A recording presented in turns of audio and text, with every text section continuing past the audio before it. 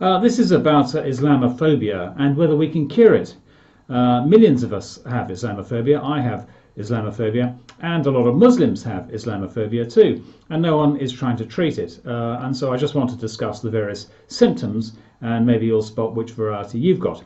And maybe we can try to treat this, because if it were any other kind of disorder like anorexia or agoraphobia or bipolarity affecting millions of people, there'd be drug trials, there'd be Islamophobia wards full of patients getting pills or electric shocks or brain scans to see what's wrong.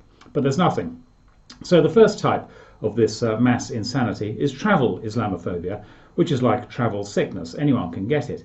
Everyone who boards a train feels a twinge of anxiety when a young Muslim gets on with a large rucksack. Everyone takes a peek, a secret peek, to see if there's anything coming out of that rucksack that shouldn't be, like wires or flames, because wires don't belong on luggage. If there are wires visible, then that passenger's not coming back, and neither are you. Then there's geographical Islamophobia. This arises from the difference between Islam here and Islam there. In Islamic countries, Muslims imprison gays, stone adulterers and execute criminals. Here they don't. Muslims in the West practice a softer Islam, a very wishy-washy Islam, touchy-feely. But in Islamic countries, it's more choppy, stony, amputatey, lynch-mobby. And in real hardcore Islamic communities, it's shucky off buildingy, burny alivey. So this gulf between Islam here and Islam there creates uncertainty about Muslims arriving. Are they fleeing harsh laws over there, or are they arriving to make the soft laws here tougher? All we know is that Islam is harsher where there are more Muslims and softer where there are fewer Muslims. So that's geographical Islamophobia. And then there's official as Islamophobia, billboard chart Islamophobia, created by the state and by charities run by the state. It's the hate crime top 40. Published regularly, and a lot of these crimes are just misanthropy, people being nasty to other people because people are like that. But the billboard chart of Islamophobia counts every insult as equally valid. Every experience perceived by a Muslim to be anti-Muslim counts, and that's because the billboard chart is compiled by people whose income depends on the billboard chart, so they boost the numbers to justify their jobs. And also they ignore the difference in status between the perpetrator of the hate crime and the victim, which is crucial. A drunken tramp shouting at a Muslim is not really the same as a bank manager refusing a loan to a Muslim because he's a Muslim.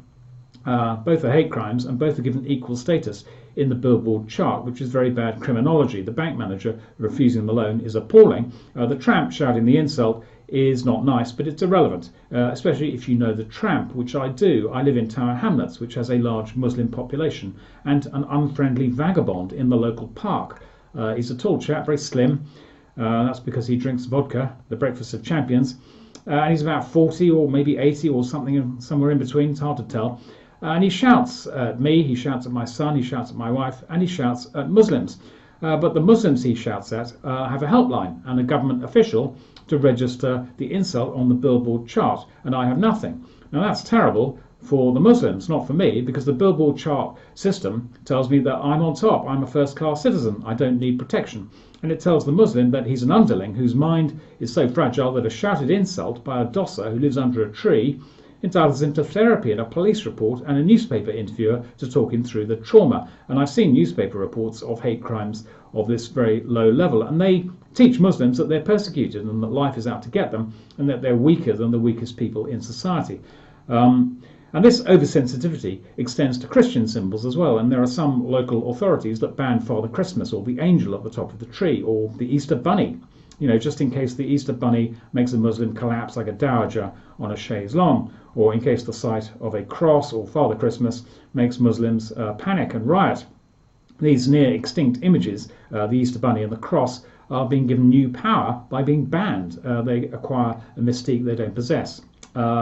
And it's very strange that this superstition and ignorance has arisen. We're conferring false sanctity on meaningless symbols because of our mass anxiety about Islamophobia. And that's another strain of Islamophobia, a fear of seeming oversensitive. So finally, we have true Islamophobia, common sense Islamophobia, which is measured not by the billboard chart, but by the number of Muslims fleeing persecution in Britain, which is zero. Muslims are coming to make their homes here, despite soaring Islamophobia, despite Father Christmas and the billboard chart. So real Islamophobia as measured by Muslims is negligible. Pretend Islamophobia as measured by us is massive, and we can't treat it. And I think one reason we can't treat it is we can't really talk about it honestly, which is quite interesting. And it's yet another form of Islamophobia. If I were to say conflict in Israel is partly inspired by the Old Testament, that's fine. If I were to say sectarian violence in Ireland owes a lot to the rhetoric of Christianity, that's fine. But if I say that some responsibility for Islamophobia lies with Islam, that's Islamophobia. So any study of the problem is considered to be the problem. So that's more superstition, that's more false sanctity conferred on a concept, Islam, which deserves less sanctity. So I'm not very hopeful about curing Islamophobia. It's as if we're in a weird asylum where any psychiatrist who arrives is instantly straitjacketed and thrown in a padded cell. That's the level of willful blindness we seem to have reached. It's like a doctor saying, I've got the Ebola cure, and everyone else saying, he's got the Ebola virus, shoot him. So what kind of Islamophobia have you got? Add a comment, and together maybe we can beat this thing.